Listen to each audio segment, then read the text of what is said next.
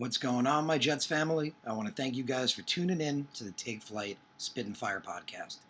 Unfortunately, I wish I had better news for you today. This episode is going to be about Mekhi Becton and some updates for you. So, as you may or may not know, our worst fear about Mekhi Becton's injury has now been realized. As they told us yesterday, and as we were told originally, we were told that his knee was stable, that it wasn't looking that serious. But then last night, Connor Hughes reported that it was much more severe than originally thought. If you guys missed it, I was actually live last night. I had two awesome guests. I had Jeremy from Jets Chaos, excuse me, and Adam from New York Sports Wikimedia.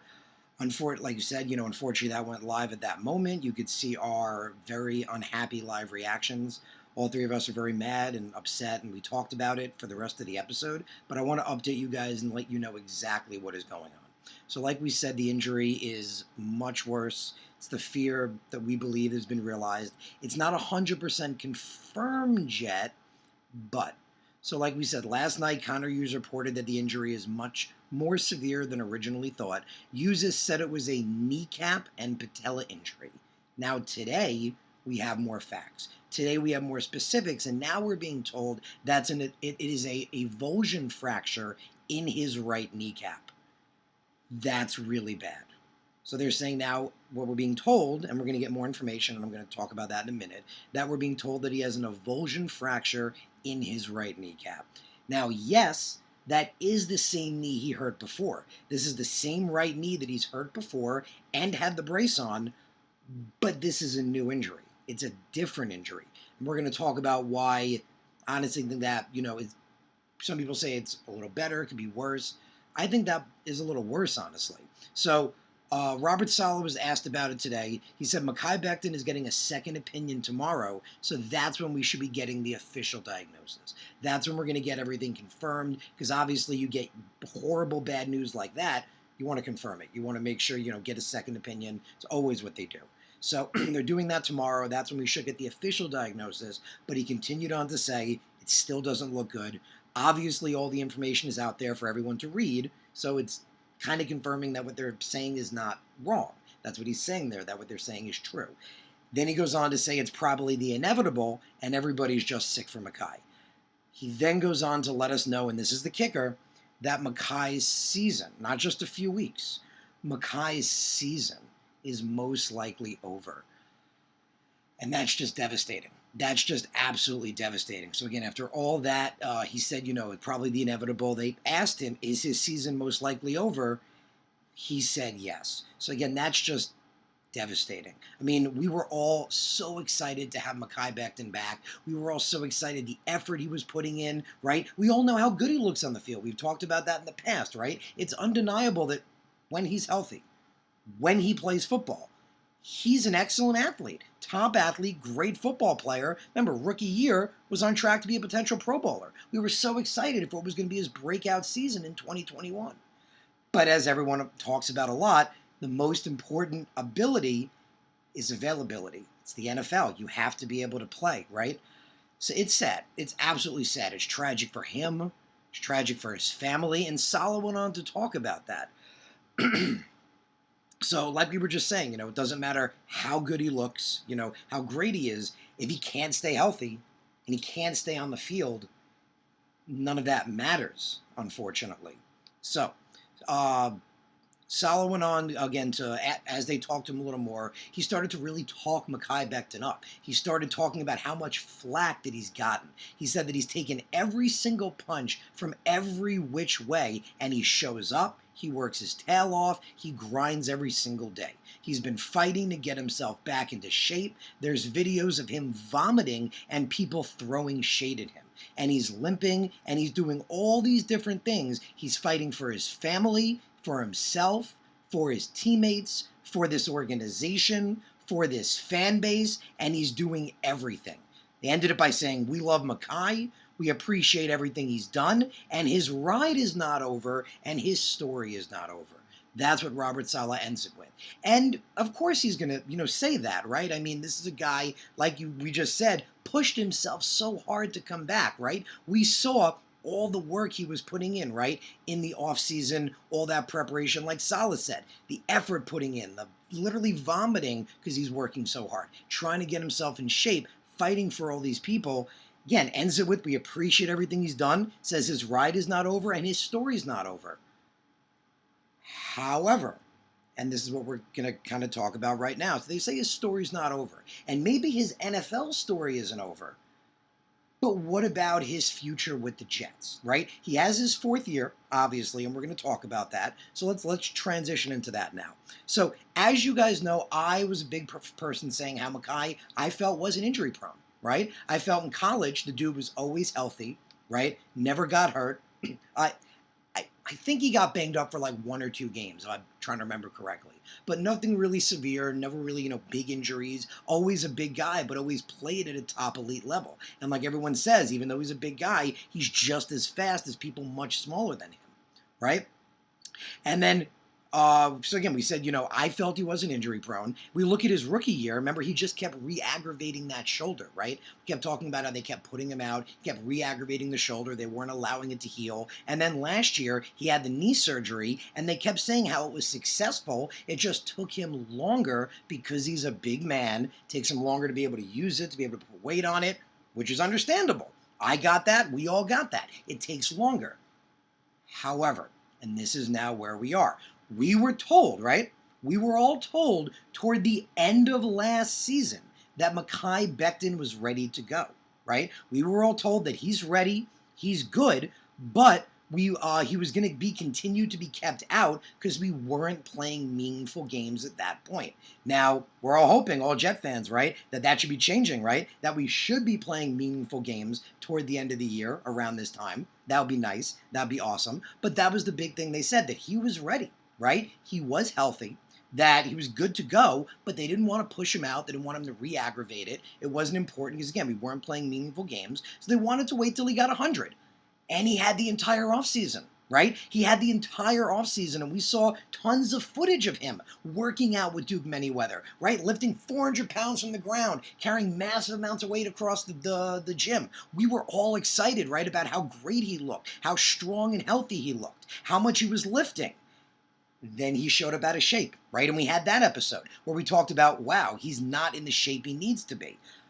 Well, he got into it, right? Remember, we challenged him. You have to get into that shape, right? You have to get into shape. You have to be ready. He was starting to. He wasn't in perfect shape, right? He was getting there. But now this. And like Robert Saleh said, that's why it's so devastating. That's why it's absolutely devastating. However, we have to look at it as, again, he hasn't played now in 2 years, right? He didn't play really last year. Only played a few games, right? And then this year, this year, they're saying he may not be playing at all now with this new injury. So now we talk again how it's a new injury on the same knee.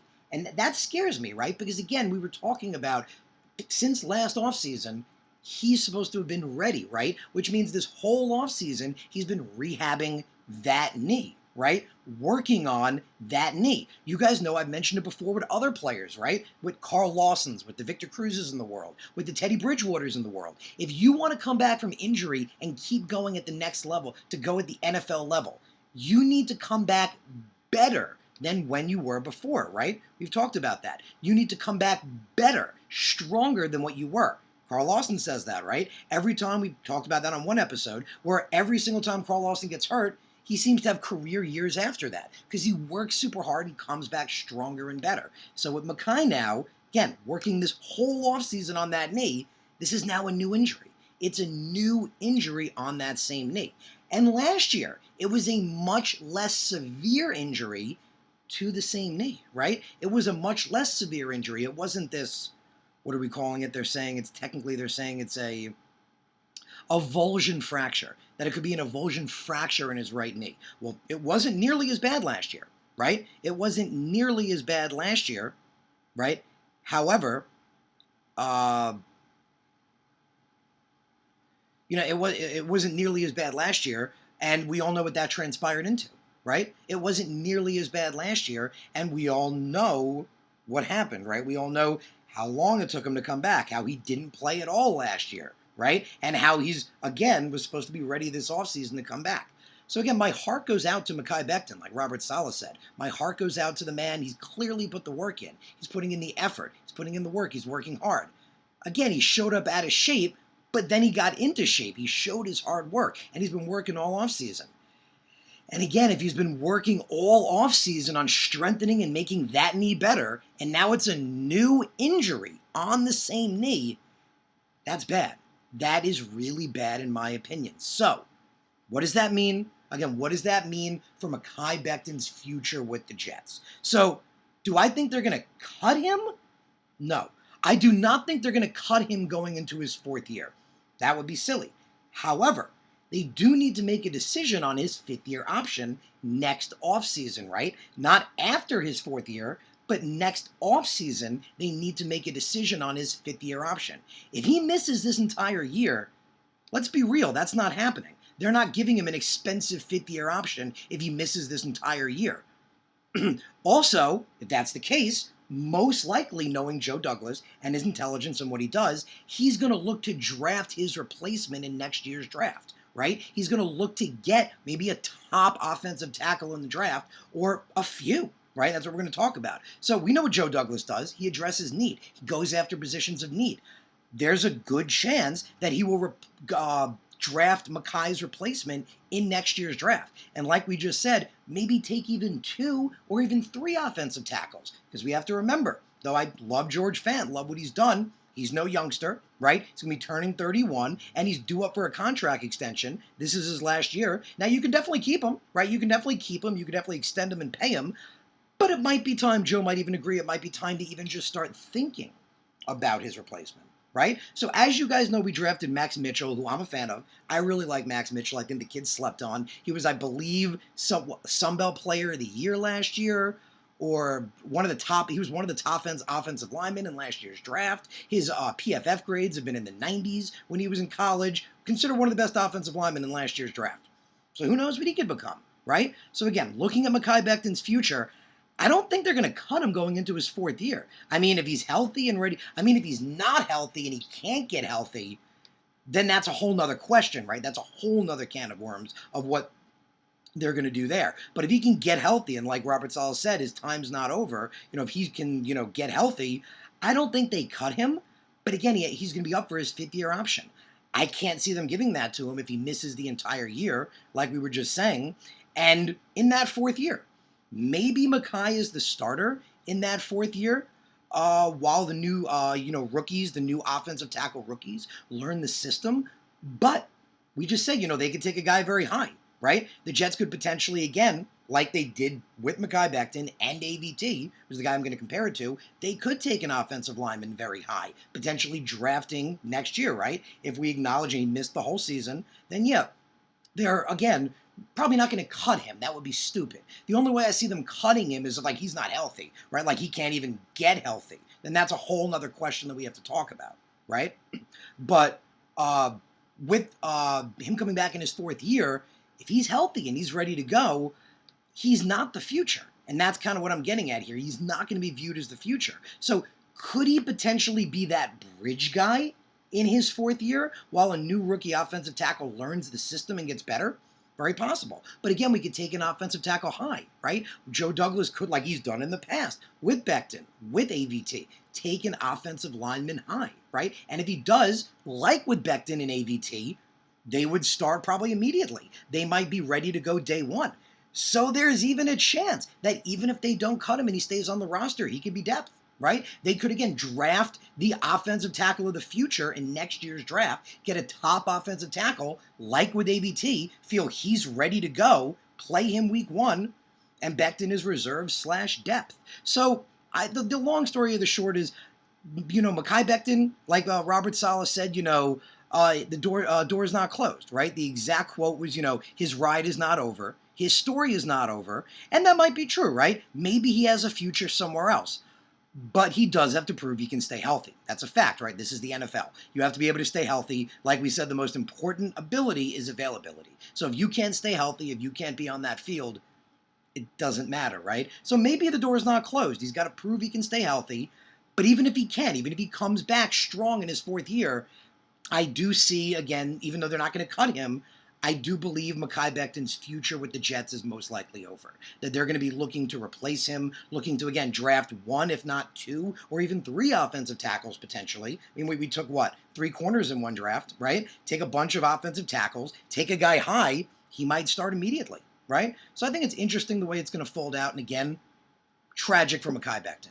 Absolutely tragic. Our heart goes out to him, the whole fan base. We feel bad for his family, how hard he's worked, how hard this man has worked to bring himself back. And like we said, even not showing up in shape and getting himself in shape, showing the dedication, it's tough. It's really, really tough. But this is the situation. So I hope you guys enjoyed the episode. Again, it's not good news. I try to bring you good news. This one isn't, but I hope you enjoyed it. If you can please subscribe. If you're not subscribed to the channel, if you please could, that'd be greatly appreciated. Hope you guys have a great, great rest of your day, and I will see you guys throughout the week with more Jets content.